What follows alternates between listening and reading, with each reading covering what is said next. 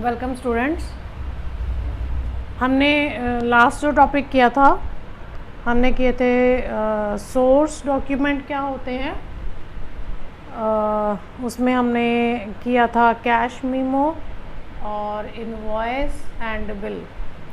आज हम जो करेंगे that is a receipt. Receipt क्या होती है पहले हम समझ लेते हैं। रसीट क्या है? आप मार्केट जाते हो,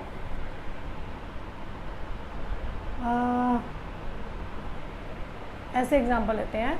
सपोज़ आपका घर है और आपका एक घर का एक हिस्सा जो वेकेंट था आपने उसे रेंट पे दे दिया।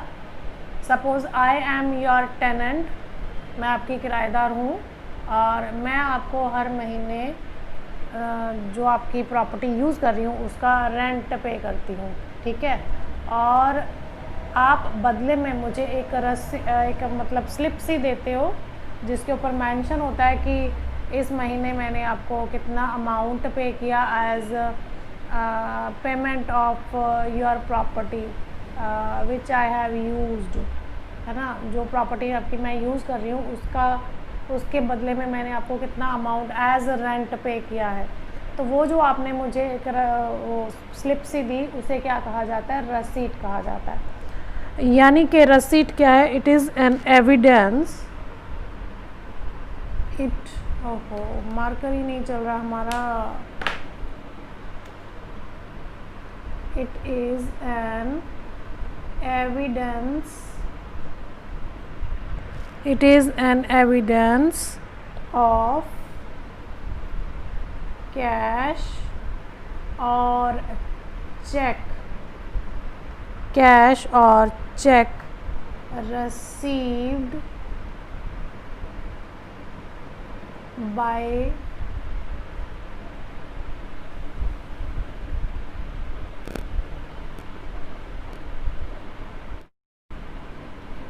it is an evidence of cash or check received by a trader of any transaction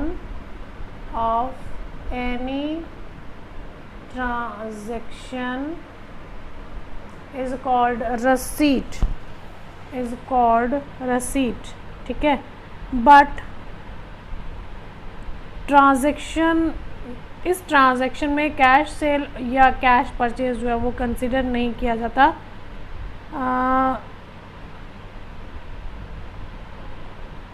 हम इसको ऐसे कर लेते हैं of trader by a trader of any transaction involving cash हमारा मार्कर ये भी जवाब दे रहा है।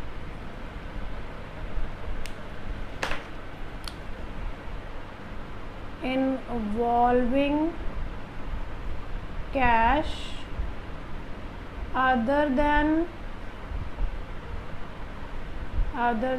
cash sales और कैश परचेज। यानी हमने कुछ माल सेल या परचेज़ किया है। अगर हमने कुछ माल सेल या परचेज़ किया है उसके बदले में हमें रसीट मिला है या हमने पे किया है या हमने प्रोवाइड किया है तो उसे हम इसमें इन्वॉल्व नहीं करते हैं। कैश ट्रांजैक्शन इसमें सिर्फ़ और सिर्फ कैश से रिलेटेड होगी, वो सेल्स या परचेज़ के अलावा होगी, ठीक है। अब ये रसीट क्या हो सकती है? It may B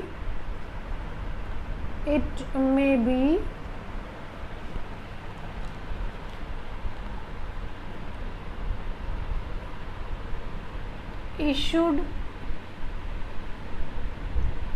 by landlord to a tenant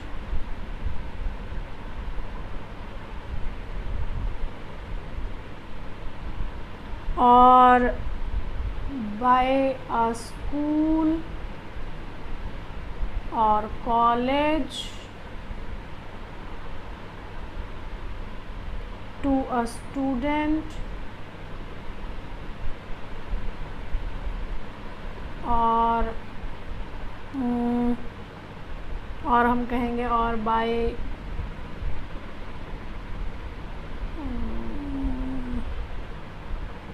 club, charitable club to their members। ठीक है, इसे हम क्या कहते हैं, इसे हम रसीद कहते हैं। ठीक है, ओरिजिनल कॉपी जो है वो given to the person who makes the payment, जिसने पेमेंट किया है उसे ओरिजिनल दे दिया जाता है। आपने भी स्कूल में फ़ी जमा कराई तो आपको भी जो सर ने एक रसीद दी होगी आपकी, जो मैंने आपसे मंगवाई थी ना देखने के लिए, तो वो जो आपको रसीद मिली है वो ओरिजिनल है, उसका जो डुप्लीकेट है वो कॉलेज के पास रिकॉर्ड में रहता है फॉर एविडेंस। ठीक है, यानी original copy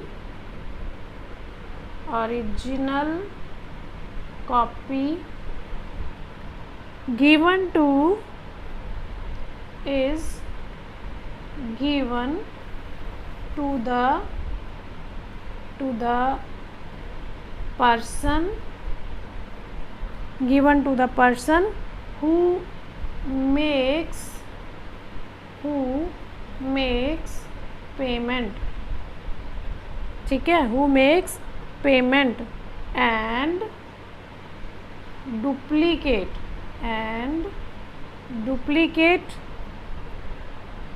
is retained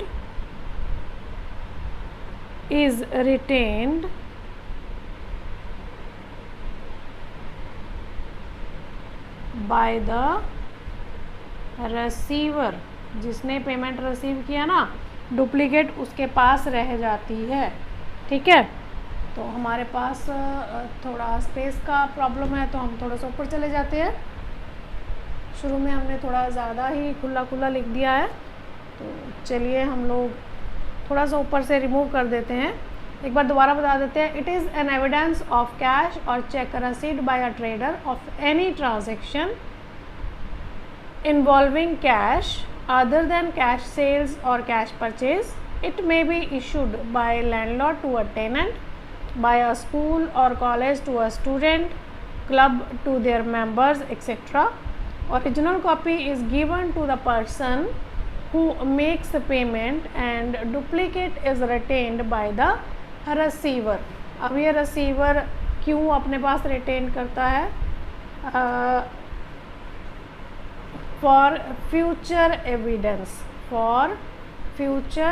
evidence। ठीक है जी। रसीद जो होती है वो सीरियली नंबर्ड होती है। ठीक है, चलिए लिख लेते हैं हम लोग। रसीद इट इज़ सीरियली नंबर्ड,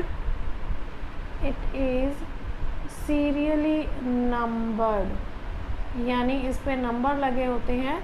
आपको भी बेटा जो स्कूल से या कॉलेज से रसीद मिली होगी, रसीट मिली होगी, आप उसे निकाल कर देखना, उसके ऊपर एक पर्टिकुलर नंबर मेंशन किया होगा। ठीक है, इट कंटेन्स, इसमें क्या क्या मौजूद रहता है? It contains the detail about transaction, यानी आपने पैसे रिसीव किए, कितने पैसे रिसीव किए, किस डेट को रिसीव किए। ठीक है, कैश रिसीव किया या चेक रिसीव किया। ठीक है, वो सारी डिटेल इसमें मौजूद रहती है, यानी डेट, ठीक है, अमाउंट, नेम ऑफ पर्सन,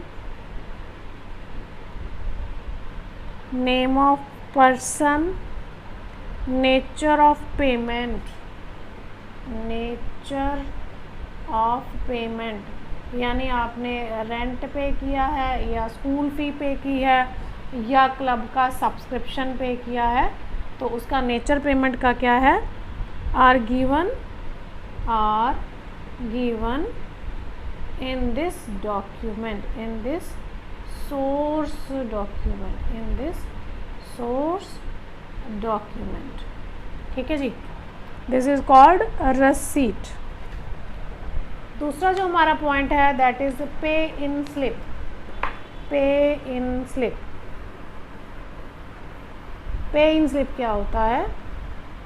कभी आप बैंक में गए हो, अगर नहीं गए हो तो एक बार अपने पेरेंट्स के साथ बैंक ज़रूर जाना, आपको पता चलेगा कि किस तरह से वहाँ पे इन स्लिप वगैरह होती हैं। हेडिंग दे लेते हैं हम लोग, पे इन स्लिप। देखो हम जब बैंक में जाते हैं ना, सपोज़ करो मैं बैंक में गई और मुझे वहाँ पर अपने पैसे डिपॉज़िट करने थे, ठीक है, तकरीबन 10,000 रुपया था जो मुझे बैंक में डिपॉज़िट करना था। तो अब मुझे क्या करना पड़ता है, जब मैं बैंक में एंटर होते हैं हम लोग, तो वहाँ पे बैंक में शुरू में ही ना एक बुकलेट सी पड़ी होती है जिसमें हमें वो डिटेल मेंशन करनी होती है कि हमें डिपॉज़िट करना है। एक डिपॉज़िट फॉर्म होता है, एक विड्रॉल फॉर्म होता है, उसे ही पे इन स्लिप कहा जाता है, ठीक है। अगर मुझे डिपॉज़िट करना है तो डिपॉज़िट वाला फॉर्म लेना पड़ेगा, अगर विड्रॉ करना है तो विड्रॉ वाला फॉर्म लेना होगा, ठीक है। उसमें इस तरह से कुछ एक स्लिप होती है, ठीक है, इस तरह से होती है वो बनी हुई। तो एक यहाँ पर थोड़ा सा ये पोर्शन अलग होता है जो कट करके जो है एक हिस्सा जो है वो कैशियर के पास रह जाता है, दूसरा हिस्सा जो है वो कस्टमर को चला जाता है रिकॉर्ड के लिए, ठीक है। अब ये होता क्या है पे इन स्लिप, जब मुझे अमाउंट, सपोज़ मुझे डिपॉज़िट करना है तो मुझे उस पे इन स्लिप में मेरा अकाउंट नंबर लिखना होगा जिसमें मुझे वो डिपॉज़िट करना है, ठीक है। कितना अमाउंट डिपॉज़िट करना है, 100 रुपीज़ के नोट्स कितने हैं, 50 के कितने हैं, 1000 के कितने हैं, वो सारी डिटेल जो है मुझे वो नोट्स की डिस्क्रिप्शन देनी होगी, ठीक है। टोटल अमाउंट मैं कितना डिपॉज़िट कर रही हूँ वो अमाउंट मेंशन करना होगा, डेट मेंशन करना होगा, ये सारी जो इन्फॉर्मेशन है उस पे इन स्लिप में चली जाती है। उसके बाद मैं क्या करती हूँ, मैं वो पे इन स्लिप विद कैश जो है वो कैशियर को दे देती हूँ, ठीक है। तो कैशियर उस पे इन स्लिप के बिहाफ पर मेरे नोट्स वगैरह काउंट करता है और उसे डिपॉज़िट करता है, और वो स्लिप जो है साइन करके एक हिस्सा वो खुद के पास रख लेता है और दूसरा हिस्सा वो मुझे रिटर्न कर देता है। इसे पे इन स्लिप कहा जाता है, ठीक है। अगर मुझे विड्रॉ भी करना है तो उस केस में भी सेम ही होता है कि मुझे वो फॉर्म फिल करके देना होता है, तो एक हिस्सा वो कैशियर अपने पास रखता है, दूसरा मुझे रिटर्न करता है। ये भी एक सोर्स डॉक्यूमेंट है जो बैंक में अवेलेबल होता है, ठीक है। This source document, this I think marker का पता नहीं चल रहा, रेड मार्कर ही हमारा काम कर रहा है फ़िलहाल, तो रेड मार्कर ही यूज़ करते हैं। This source document, it is also a source document, ठीक है। This source document available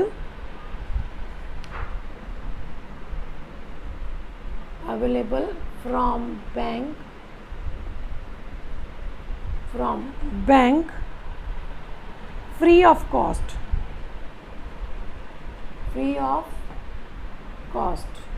when we need, जब हमें ज़रूरत हो, ठीक है। when वी नीड, हमें इसकी ज़रूरत कब पड़ेगी, जब हमें कैश या चेक डिपॉज़िट करना है या फिर कोई ड्राफ्ट डिपॉज़िट करना है, ठीक है। Is needed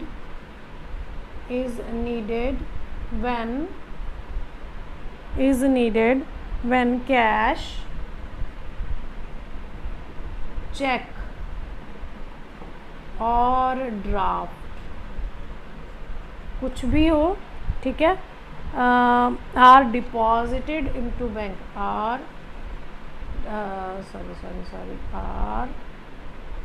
deposited into bank. हमें बैंक में कैश डिपॉजिट करना है या कोई चेक डिपॉजिट करना है या फिर हमें कोई ड्राफ्ट डिपॉजिट करना हो, ठीक है।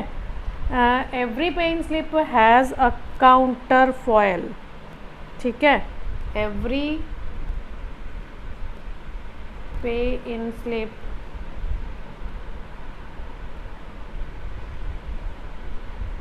has a counter foil, ठीक है। which is returned to the depositor, which is signed by cashier, signed by cashier and returned to customer. ठीक है, जिसे जो कैशियर है वो साइन करता है, उसके बाद वो कस्टमर को रिटर्न कर देता है। ठीक है,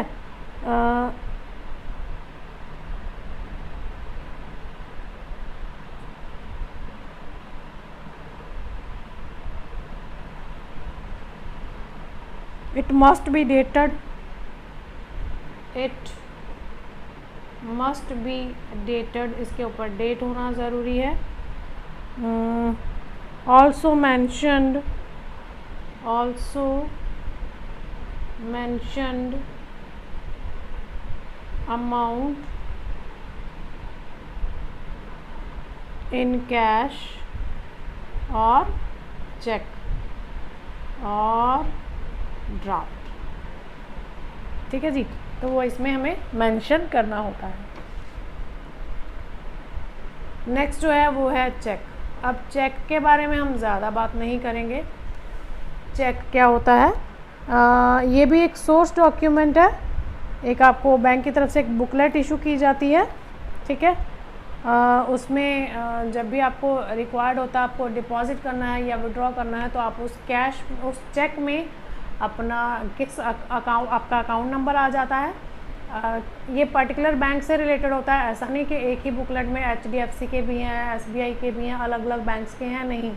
अगर हमारा अकाउंट जो है SBI में है तो SBI ही हमें बुकलेट इशू करेगा, और उस चेक बुक में आजकल हमारा जो अकाउंट नंबर है वो प्रिंटेड होता है। हमें जस्ट उसमें हमने किसके नाम से इशू करना है या कौन से बैंक में डिपॉजिट करना है, किस अकाउंट से किस अकाउंट में ट्रांसफ़र करना है, वो नंबर हमें मेंशन करने होते हैं। कितना अमाउंट हमने डिपॉजिट करना है या विड्रॉ करना है, वो अमाउंट उसमें मेंशन करना होता है, उसे चेक कहा जाता है। ठीक है जी, और इसमें जी डेबिट नोट। डेबिट नोट क्या होता है पहले हम समझ लेते हैं, उसके बाद हम लिखना शुरू करेंगे। डेबिट नोट होता है कि मान लो मैंने कुछ गुड्स परचेज़ किए, ठीक है,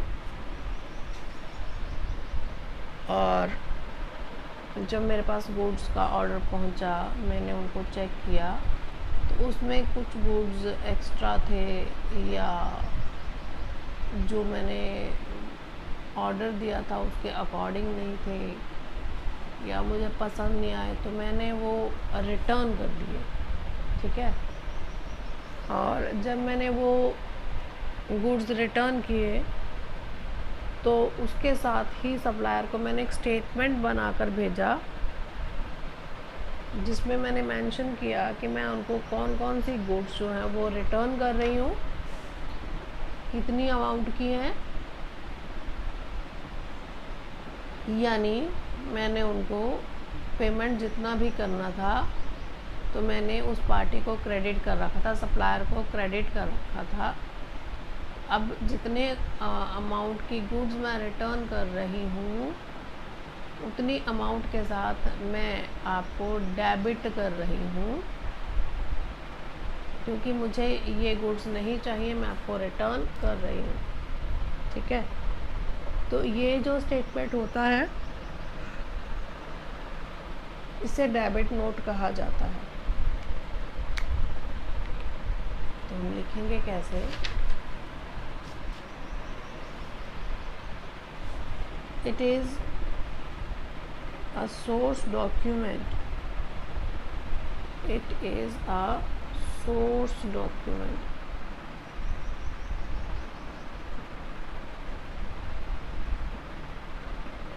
it is a source document of recording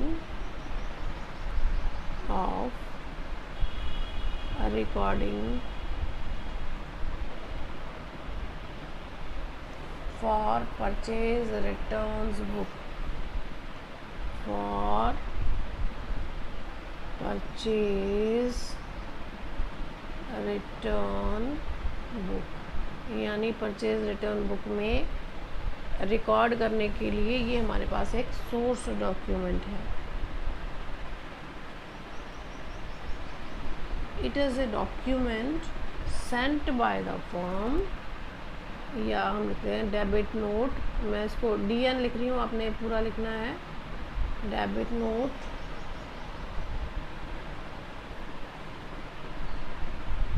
is a document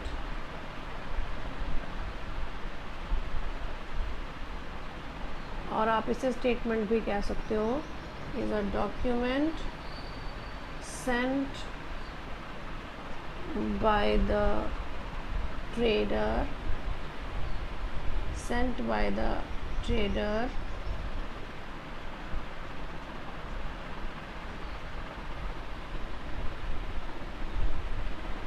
to whom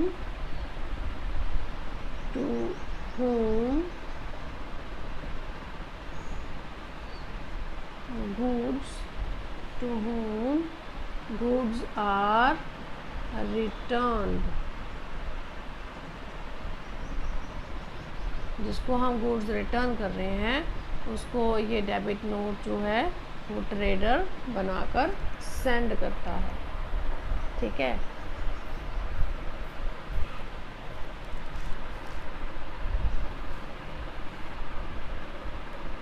This document is an intimation. This document is an intimation. Is an intimation to the supplier of goods. To the supplier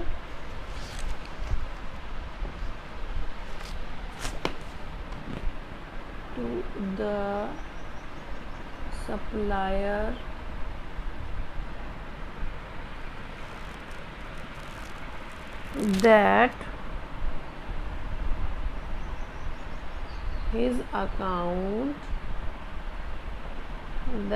his account has been debited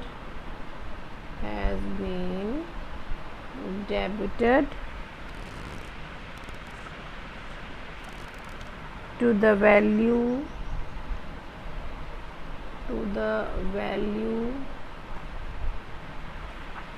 of goods returned,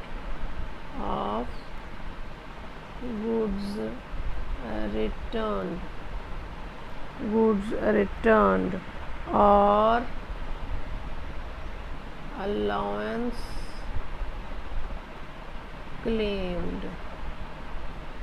अब ये allowance claimed क्या होता है कि एक तो है कि गुड्स हमारे पास एक्सेस में भेज दी, हमने रिटर्न कर दी. ठीक है. एक होता है कि हमें उसने इन्फीरियर क्वालिटी की गुड्स उसने हमें भेज दी. ठीक है. सपोज कीजिए एक यूनिट की कीमत जो है वो 10 रुपये थी, लेकिन उसकी क्वालिटी इतनी घटिया थी कि मुझे वो माल 8 रुपये में बेचना पड़ रहा है, मुझे 2 रुपये का घाटा हो रहा है. तो मैं ये 2 रुपये किससे रिकवर करूँगी? उस सप्लायर से जिसने मुझे गुड्स सप्लाई की हैं. तो ये जो मैंने उससे कलेक्ट की है अमाउंट, उसे अलाउंस कहा जाता है. तो इस अमाउंट के साथ हम उसे डेबिट कर देते हैं. ठीक है जी.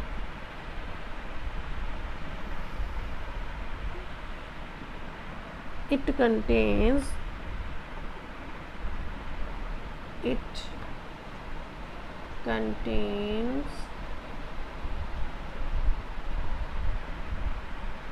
details of the details of goods returned. जो गुड्स हमने रिटर्न किया उसकी डिटेल होती है. मीन्स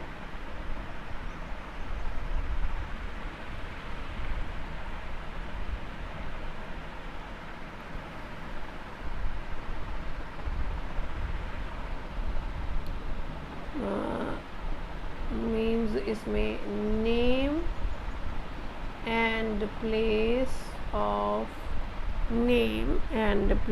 ऑफ द सप्लायर जिसे हमने गुड्स रिटर्न करनी है, एंड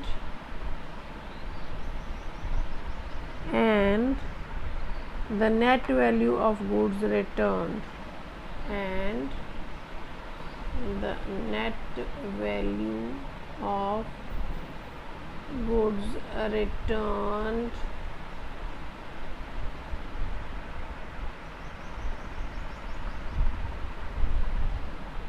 अच्छा, अब ये डेबिट नोट सप्लायर को भेजा कब जाता है, ठीक है। The debit note is sent to the supplier when the debit note is sent to the supplier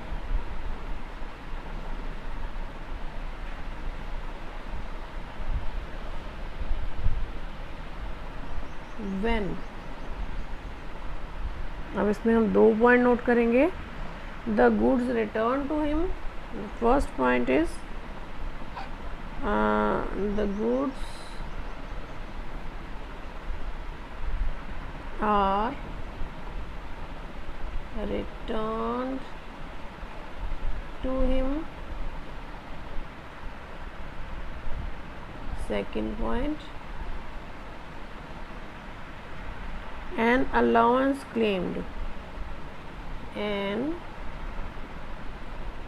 allowance is claimed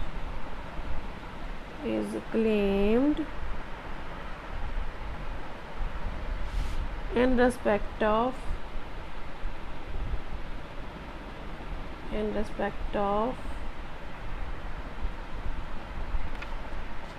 inferior quality goods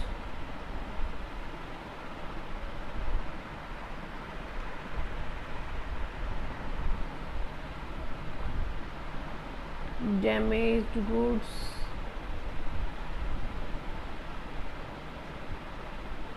etc, ठीक है जी।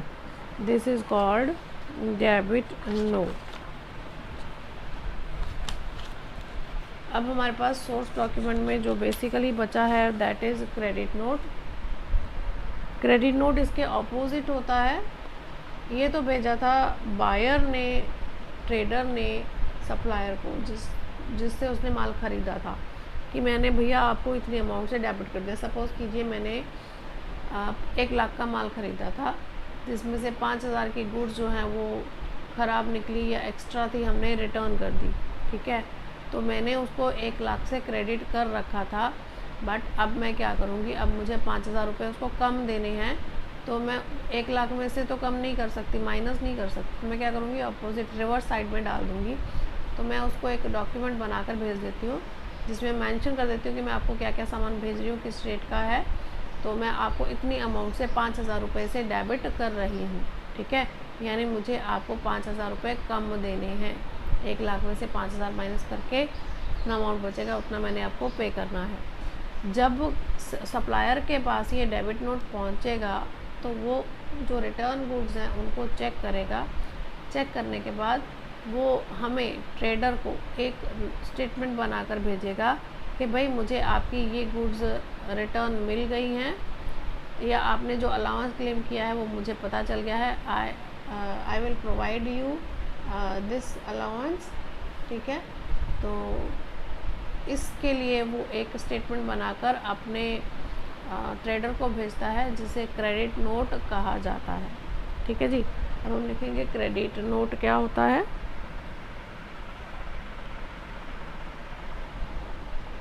ऑलमोस्ट सेम है, बस हमें इसको यहाँ से रिवर्स कर देना है।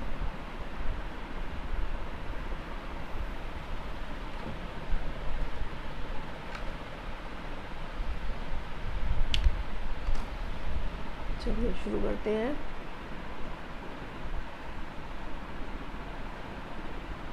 credit note.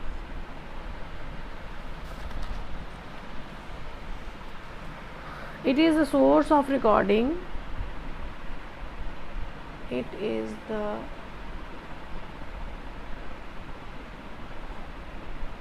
source of recording for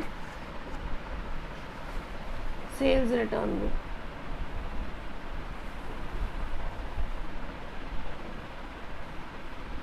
For sales return book. ठीक है.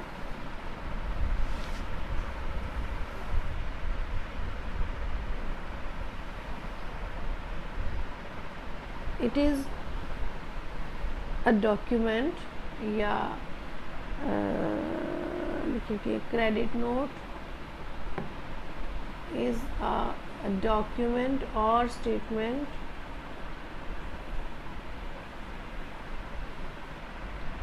sent by the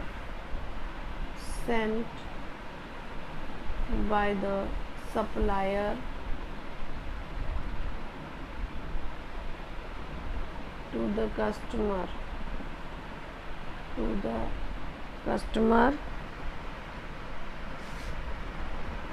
who returned the goods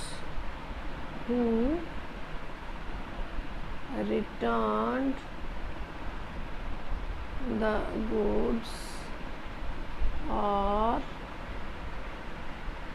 claimed an allowance.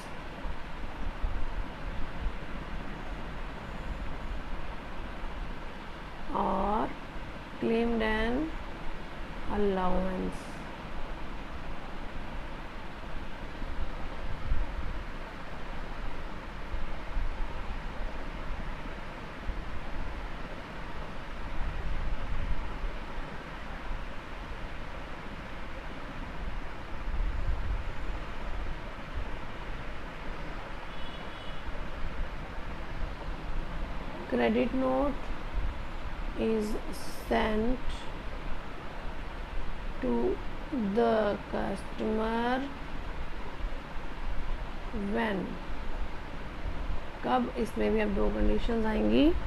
पहली condition, goods are returned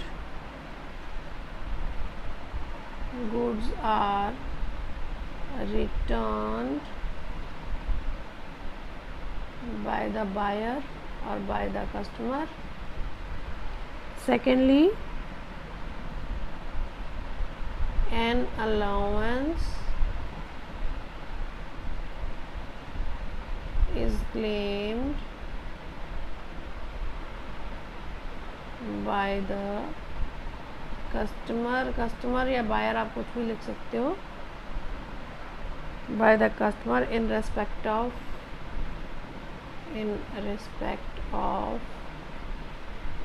inferior goods, damaged goods,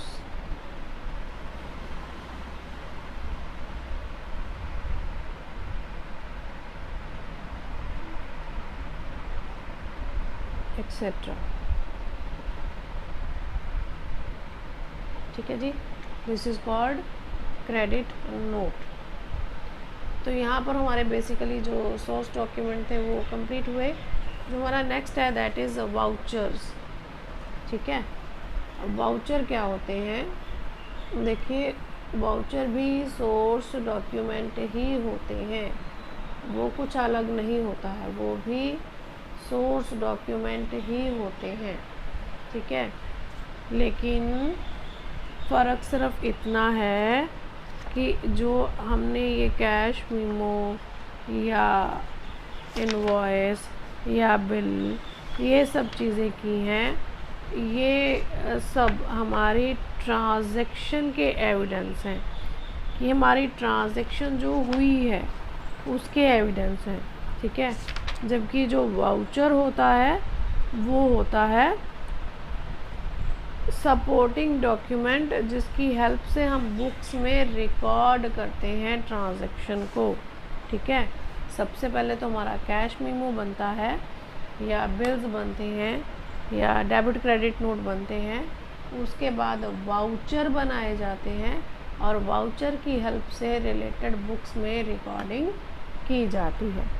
ठीक है, तो वाउचर्स क्या हैं?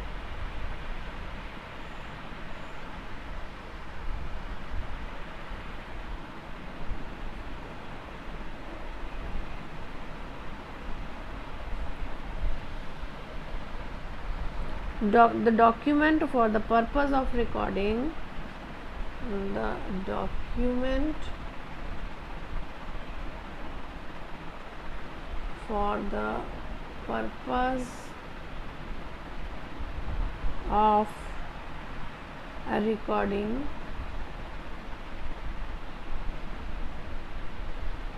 business transactions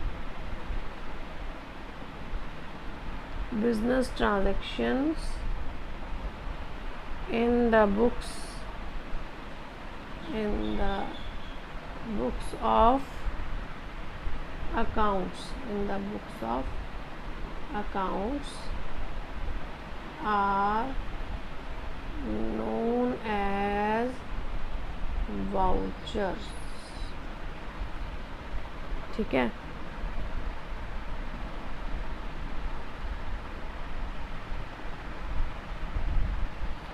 A separate voucher is prepared for each transaction। Her transaction के लिए एक अलग वाउचर बनाया जाता है। A separate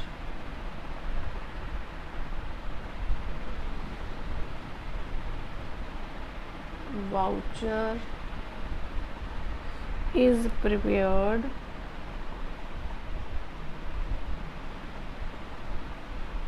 for each transaction।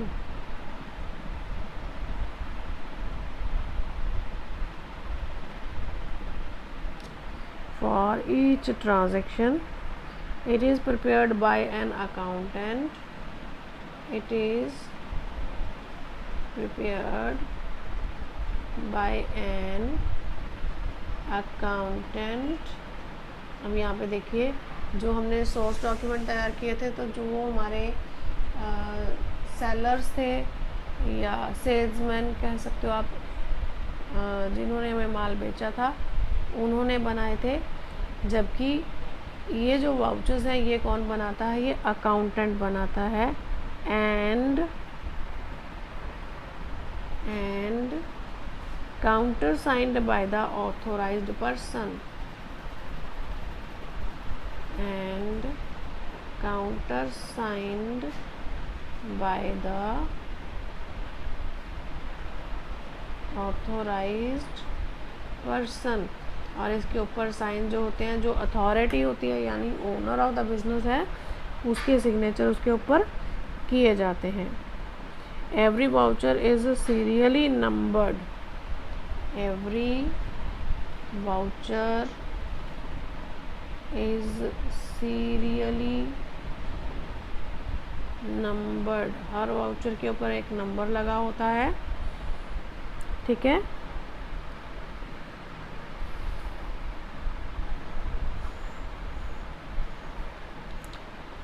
the related supported documents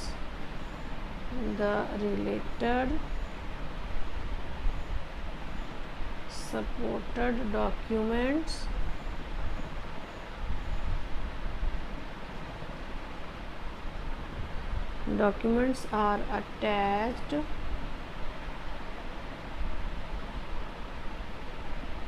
with the voucher। Support document means, suppose हमने कोई रेंट पे किया, उसका हमारे पास रसीट है, तो वो रसीट के बाद हम क्या बनाएंगे? एक वाउचर बनाएंगे। जो हमारा अकाउंटेंट है उस रसीट को देखकर एक वाउचर बनाएगा और उस वाउचर के साथ उस रसीट को अटैच कर दिया जाएगा। ठीक है जी। These are the documentary evidence in future।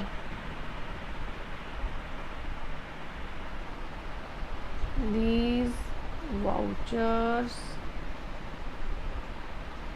are the documentary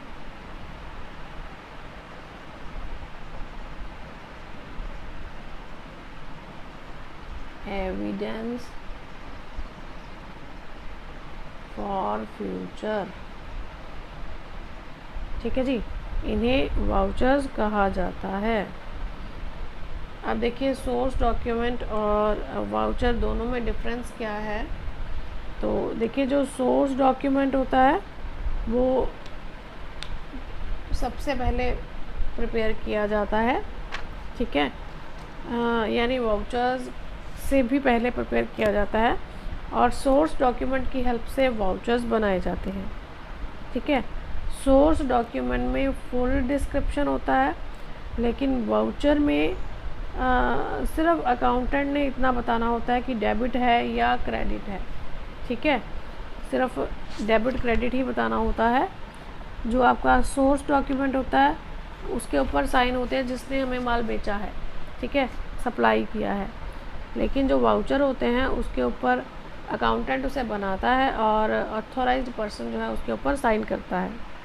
ठीक है जी, जो हमारा सोर्स डॉक्यूमेंट है वो तो हमारी ट्रांजैक्शन का एविडेंस है, बट जो वाउचर है वो रिकॉर्डिंग का एविडेंस है कि हमने इसे एक प्रॉपर बुक में रिकॉर्ड किया है। ठीक है,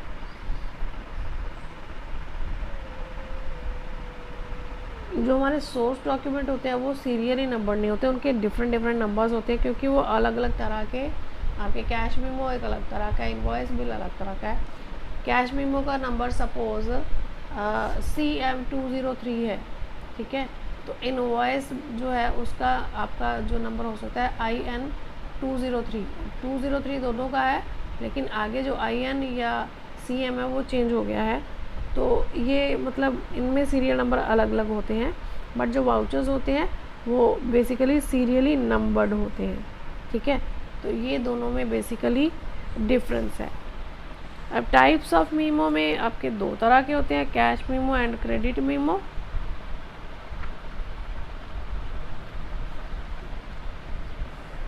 सॉरी, वाउचर्स दो तरह के होते हैं, cash vouchers and credit vouchers.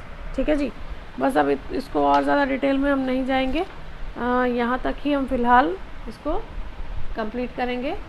तो नेक्स्ट वीडियो तक वेट कीजिए। अगर आपको मेरे वीडियोस पसंद आ रहे हैं तो लाइक शेयर सब्सक्राइब करना ना भूलें।